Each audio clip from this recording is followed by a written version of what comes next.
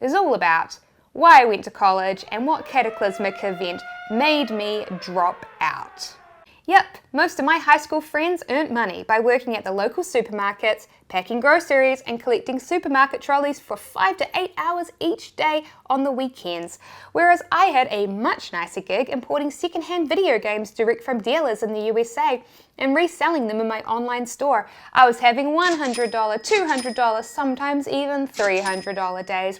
My parents had been small business owners themselves, and so they were really excited and supported me in my business ventures.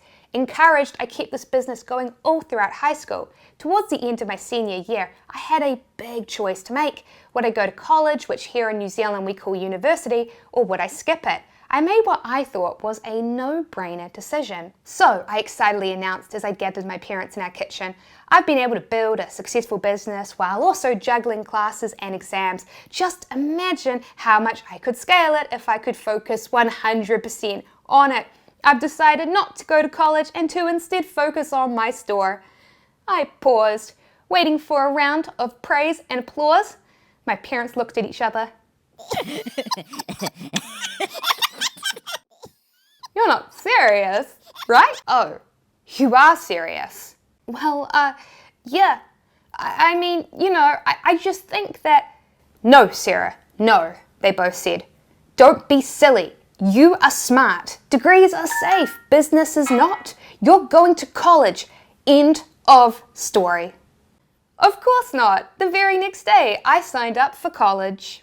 You see, those degrees had classes with attendance credits. Roll call would be taken for each class, be there or be square. But my philosophy and history papers, as long as you submitted your essays and passed your exams, you were fine. So I picked courses I had enough knowledge of already so that I could skip classes yet still pass. And I could then spend my free time working on... I signed up for the Middle East during the Middle Ages. As a history nerd, I thought this was going to be a piece of cake. So I attended my first lecture to write down my exam and essay dates, and all was going well.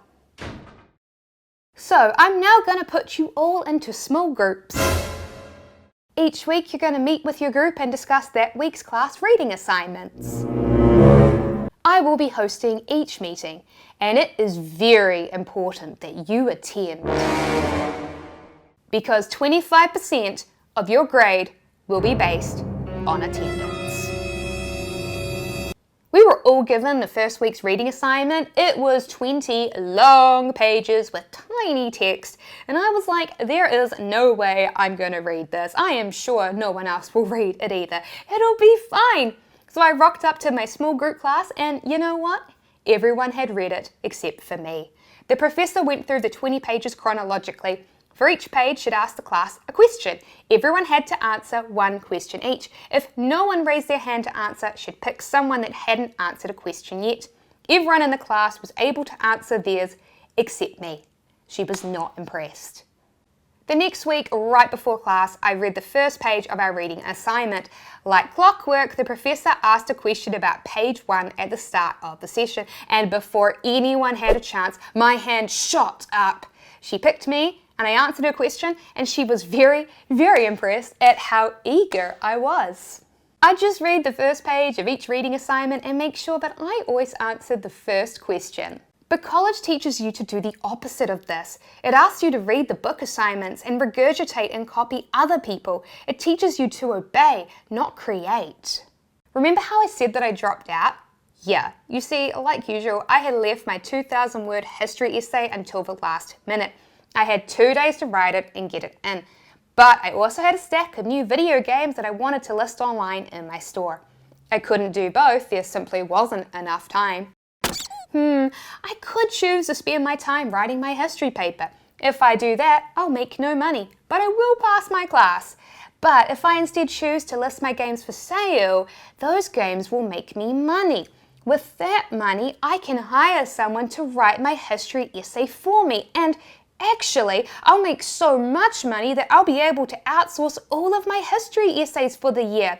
Not only will I make money, but I'll also pass my history class and regain a bunch of time that I would have spent writing essays and use that to again make even more money. Pleased with this plan, I went onto Google and started looking up essay writing services, and as I started writing an email to the one that looked the best, I had a sudden realization. And so would you believe that the very next day I finally went and dropped out of college? You've taken a lot of classes. It would be a waste to not finish it now. You'll wish you did later.